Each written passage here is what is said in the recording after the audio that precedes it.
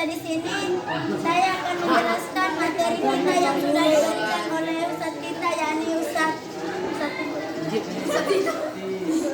Jadi materi kita dimulai dari menyajikan teks diskusi.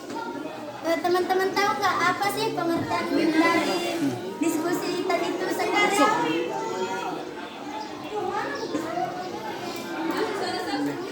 Jadi diskusi adalah tindakan atau proses berbicara tentang sesuatu untuk mencapai keputusan atau bertukar ide dengan teman diskusi kita.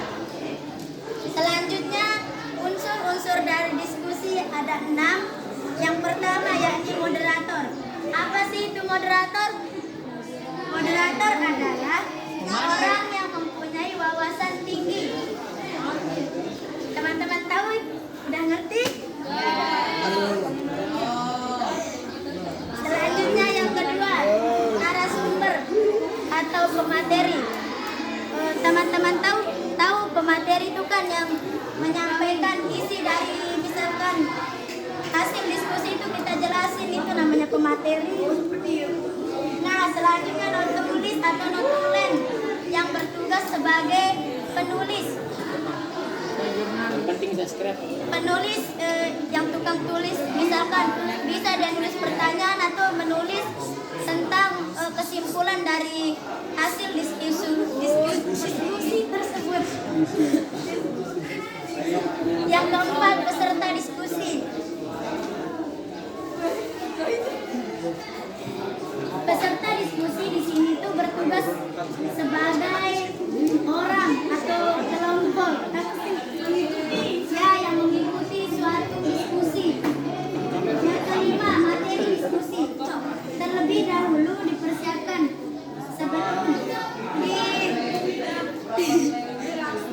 sebelum berlangsungnya acara diskusi tersebut.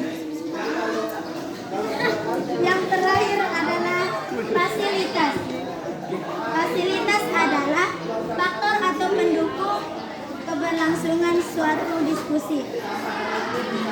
Teman-teman, apa sih yang belum mengerti dari unsur-unsur diskusi ini? Sudah paham kan? Sudah. Kita lanjut ke tujuan diskusi. Tujuan diskusi yang pertama meningkatkan pemahaman tentang topik yang dibahas. Maksudnya di sini itu tujuan dari diskusi itu untuk meningkatkan pemahaman tentang pembahasan topik yang sedang dibahas. Yang kedua, memperoleh pemahaman tentang sudut pandang yang berbeda dan alasan dibaliknya. Maksudnya itu apa? Maksudnya itu kita paham, kita paham atau mengetahui apa sih alasan dibalik dari diskusi kita itu, atau alasan dari cerita yang misalkan kita yang sedang kita diskusikan, misalkan mana kan memahaminya, pahami dibaca. Diskusi bersama tentang topik sebelum pengambilan keputusan atau sebagian dari persiapan. Ya, sebagai. Nah, sebelum kita sebelum kita ngambil keputusan itu, kita harus diskusi. Kita harus mencari pendapat teman kita dulu. Jangan kita los-losan aja nyari pendapat sendiri, nggak mau menerima pendapat orang lain atau kelompok kita. Yang keempat, memperkuat rasa inklusi di antara orang-orang yang berasal dari latar belakang atau organisasi yang berbeda. Teman-teman tahu nggak apa itu inklusi? Tahu.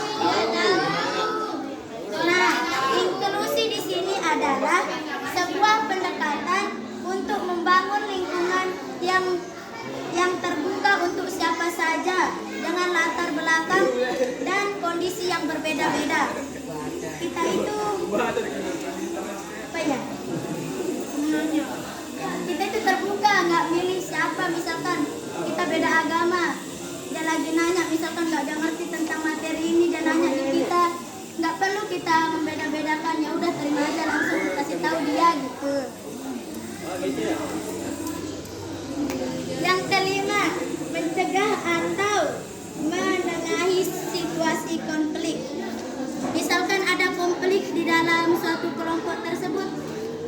kita sebagai teman itu, teman diskusi itu menengahi atau merelai atau apa ya?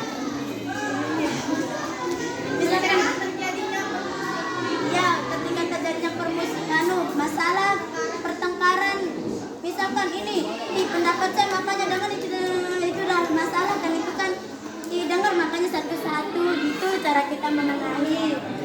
Kita lanjut ke ciri-ciri diskusi. Ciri-cirinya itu jumlah orang yang terlibat dalam diskusi adalah 2 orang atau lebih. Kalau satu itu bukan namanya diskusi, kita diskusi sama sendiri, itu namanya belajar bukan diskusi ya. Yang kedua, bentuk interaksi dalam diskusi adalah dengan cara mendengarkan dan menyampaikan pendapat dari masing-masing anggota diskusi. Paham yang ini teman-teman? Kita lanjut ya. Pembahasan dalam diskusi adalah suatu topik atau tema tertentu.